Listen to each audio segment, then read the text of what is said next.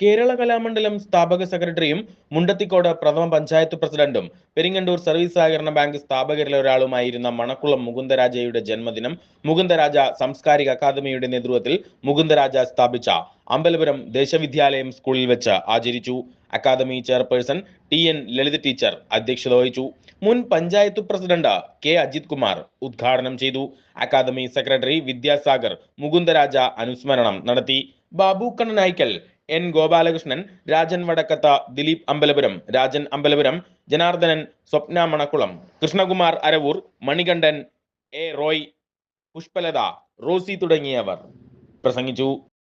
ഒരു കലാമണ്ഡലത്തിൻ്റെ ഒരു വിദൂര പഠന കേന്ദ്രം എന്നുള്ള രീതിയിലോ അല്ലെങ്കിൽ എക്സ്റ്റൻഷൻ സെൻറ്റർ എന്നുള്ള രീതിയിലൊക്കെ ഒരു സ്ഥാപനം കൊണ്ടുവരണമെന്ന് ആഗ്രഹിച്ചു കൊണ്ടുവരികയും ചെയ്തു. പക്ഷെ അത് നിലനിർത്തി മുന്നോട്ട് പോകാൻ പിന്നീട് വന്ന ആളുകൾക്ക് കഴിഞ്ഞിട്ടില്ല.